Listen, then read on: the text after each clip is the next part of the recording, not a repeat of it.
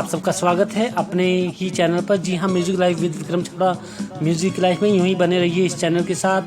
यदि आप हमारे चैनल पर अभी आए हैं तो इस चैनल को सब्सक्राइब करना मत भूलिएगा। जी हाँ, वीडियो पसंद आने पर लाइक, कमेंट्स व शेयर भी कीजिएगा। हम आपके लिए लेकर आते हैं संगीत संबंधी विभिन्न जानकारियाँ।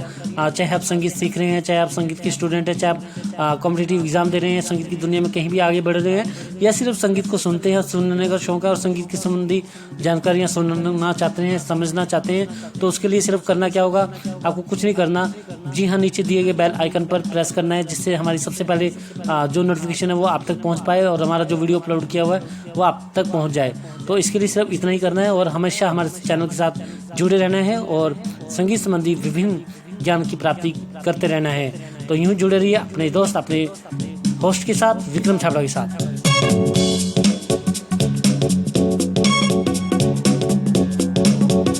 आइए बढ़ते हैं हम। जी हाँ, जैसे कि हमने पिछली बार आपको करवाया था आंदोलन क्या होता है, तो आज हम उसी चर्चा को थोड़ा सा आगे बढ़ाते हैं। जी हाँ, जैसे कि हमने बताया था कि आंदोलन का साधारण मतलब है कंपन, किसी भी चीज़ में कंपन होना। जैसे कंपन तो हर एक वस्तु में हो जाती है, चाहे आप किसी कटोरी को ले लीजिए, उस पर चम्मच से प्रभाव कीजिएगा तो आपको उसमें जो है आंदोलन होता हुआ सुनाई देगा। और ऐसे ही चाहे आप एक गिलास पर किसी चीज़ से भी प्रहार करेंगे तो उसमें भी आपको कंपन सुनाई देगा।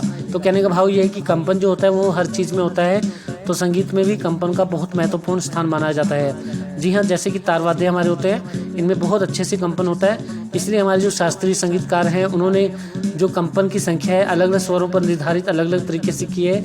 वैसे तो ये अनियमित होती है, निश्चित नहीं होती है, क्योंकि जब तक हम किसी तार या किसी तार को जैसे हम छेड़ते हैं मिजराफ से, मान लीजिए एक सितार है, सितार को हम किसी मिजराफ से छेड़ते हैं तो उसमें कंपन तब तक रहता है जब तक उस पर जो प्रभाव किया था, जो उस पर आघात किया था, उसका बल जब तक समाप्त नहीं हो जाता तब तक वह ऊपर नीचे ऊपर होता रहता है, अनियमित ढंग से होता रहता है। तो वही एक प्रकार का आंदोलन है, एक प्रकार का कंपन माना जाता है।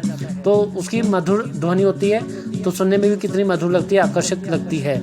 तो कंपन एक अपने में संगीत के अंदर बहुत महत्वपूर्ण रखता है। हमारे जितने भी तार वाद्य हैं उनमें कंपन स्पष्ट रूप से आपको सुनाई देगा और बहुत अच्छा लगता है, चाहे वो संतूर हो, चाहे वो सितार हो, चाहे वो आपका गिटार हो, चाहे तानपुरा हो, जो भी मर्जी हो, उसमें आपको कहीं ना कहीं आंदोलन होता हुआ सुनाई पड़ता है, कंपन होता हुआ दिखाई पड़ता है। वो एक बल जब तक उसका कंप्लीट नहीं होता तब तक वह कंपन बना रहता है। तो मैं आपको एग्जांपल और इसमें पार्ट में दे देता हूँ, आप जैसे सुनिएगा, ये देखिएगा इसमें कंपन हो रहा है। अब सुनाता हूँ मैं आपको, देखिए।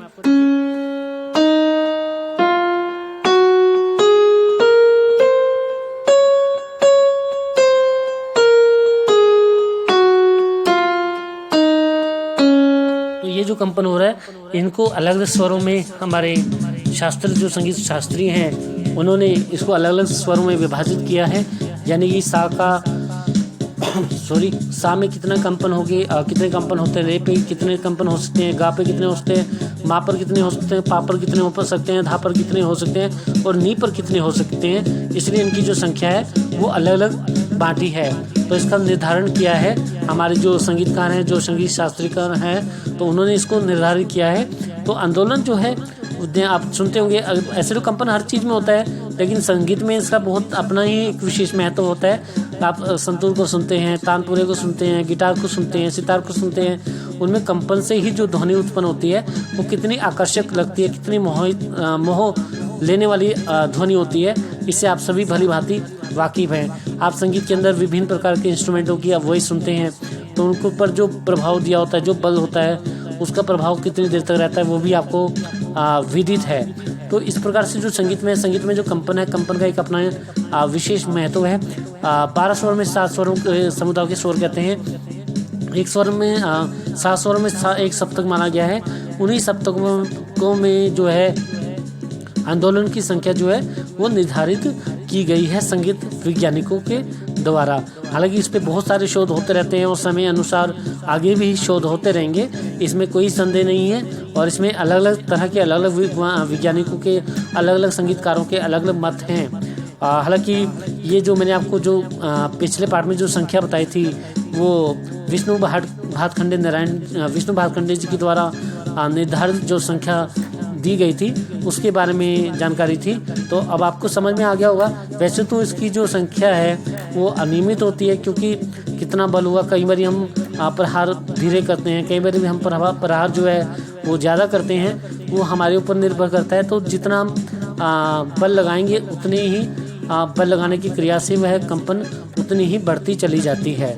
तो आपको समझ में आ गया होगा आसानी से कि कंपन क्या होता है। तो जो संगीत के स्टूडेंट हैं, जो प्रारंभिक विद्यार्थी हैं, उनको आसानी से इस विषय पर मालूम चल गया होगा। तो यूँ ही अच्छी अच्छी जानकारियों के साथ जुड़े रहने के लिए आपको सिर्फ हमारे चैनल के साथ हमेशा जुड़े रहना है और यूँ ही बने रहना है। आप सब यूँ ही आगे बढ़ें, संगीत की दुनिया में आगे बढ़ें, संगीत की दिशा में आगे बढ़ें। अब मुझे दीजिए इजाज़त, फिर मिलूंगा किन्हीं और जानकारी के साथ। तब तक के लिए आप सब अपना ध्यान रखिए। आप सबको नमस्कार।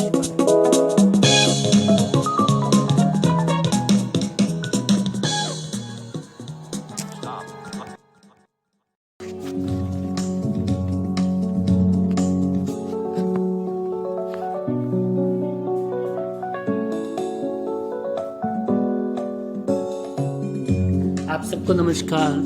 मैं विक्रम हाजिर हूँ आज एक नई जानकारी लेकर। जी हाँ, अभी हमने पीछे आपको सरगम गीत के बारे में बताया था। आज हम लक्षण गीत के बारे में बात करने जा रहे हैं कि लक्षण गीत क्या होता है। आप नाम से ही जान चुके होंगे, लक्षण यानी कि किसी चीज़ का लक्षण बताते हैं, उसको हम गीत कहते हैं।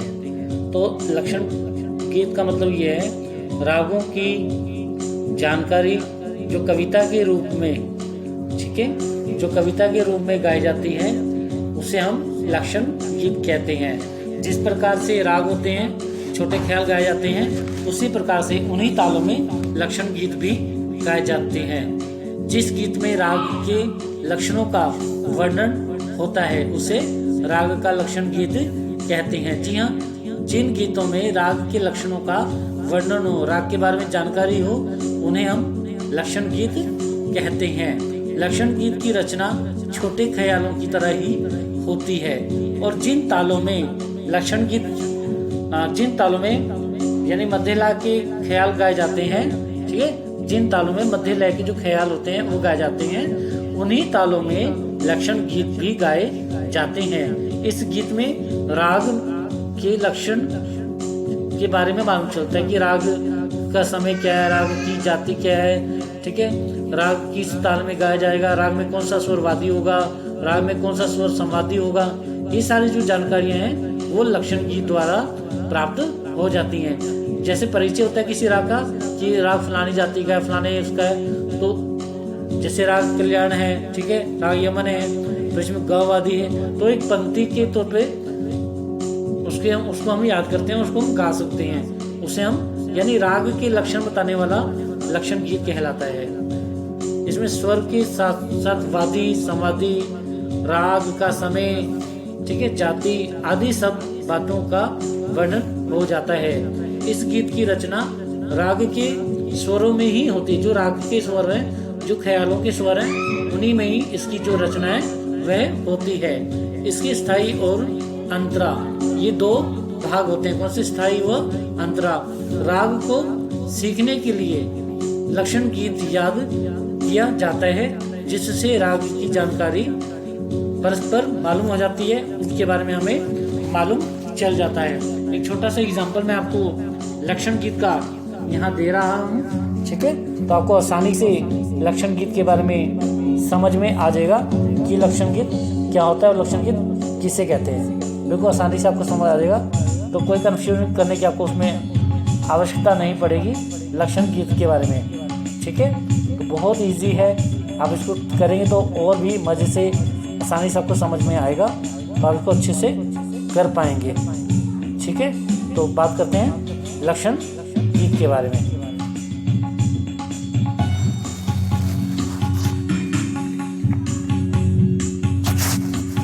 एक छोटा सा मैं उदाहरण दे रहा हूँ,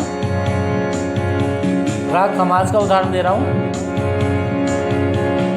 राग खमाज गुनी जन गाए, ठीक है, राग खमाज गुनी जन गाए। अब इसको हम लय में कैसे लेंगे देखिएगा।